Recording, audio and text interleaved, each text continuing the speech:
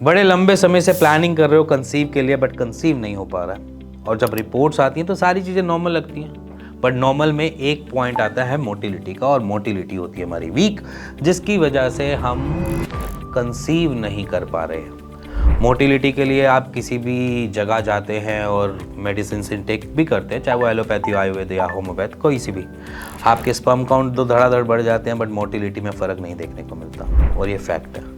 वो उसके पीछे रीजंस अलग हैं। आज जो मैं आपको बताने जा रहा हूँ उसमें मैं सारे रीजंस खोल खोल के बताऊँगा कि आपकी मोटिलिटी क्यों ड्रॉप है। बेसिकली स्पर्म के अंदर होता है माइटोकॉन्ड्रिया, और माइटोकॉन्ड्रिया जो होता है वो बेसिकली वीक हो गया तो आपका स्पर्म मूवमेंट नहीं करेगा, और जब स्पर्म मूवमेंट नहीं करेगा तो वो पहुंचेगा नहीं तो वो पेनिट्रेट नहीं कर पाएगा एग को, अगर एग को पेनिट्रेट नहीं कर पाया तो वो फेल हो गया। तो बेसिकली फंडा ये है।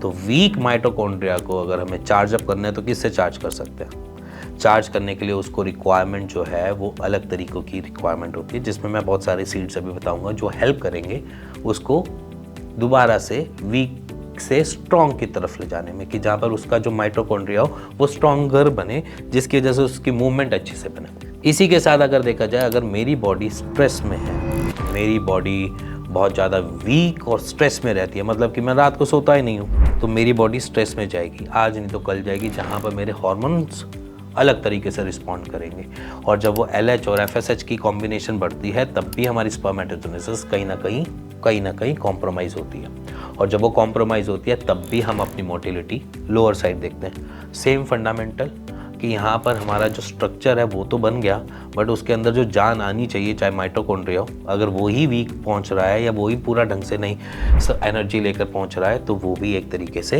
हमारे लिए दिक्कत क्रिएट कर देता है। अब यहाँ पर बात आ जाती है एक और जगह से, जहाँ पर हम डेफिशिएंसी की भी बात करते हैं। हमने देखा है कि जिंक की डेफिशिएंसी अगर बॉडी में रहती है तो हमारे को एनर्जी प्रॉपर तरीके से नहीं मिलती है एज स्पर्म्स। जिंक हमारे लिए एक मास्टर न्यूट्रिशनल वैल्यू देता है, जो हमारी बॉडी की एक्सेप्टेंस को भी करता है, हमारे लीवर से लेकर हमारे स्पर्म प्रोडक्शन तक हेल्प करता है।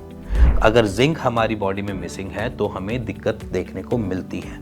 एज एन अगर आप कभी एलोपैथी के प्रिस्क्रिप्शंस भी देखोगे तो उसमें भी आपको एक सप्लीमेंट, जिंक का सप्लीमेंट जरूर मेंशन किया जाता है।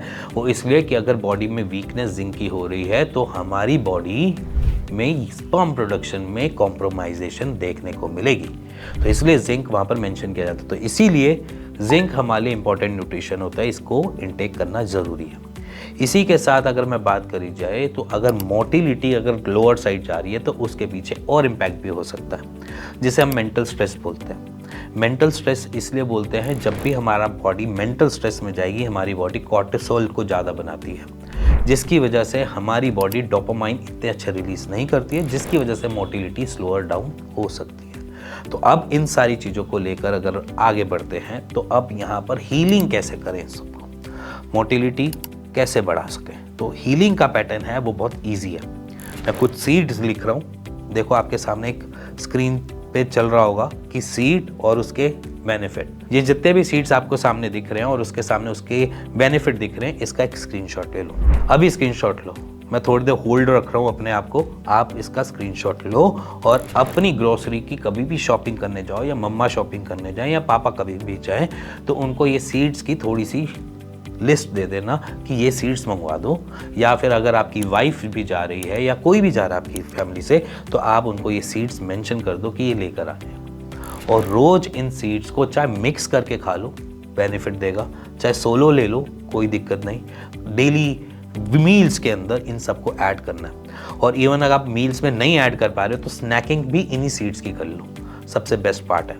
अगर स्नैकिंग इन सीड्स की करते हो तो एज एन आपके न्यूट्रिशन जो बॉडी में मिलना चाहिए वो नेचुरल सोर्स से मिला, पहला पॉइंट।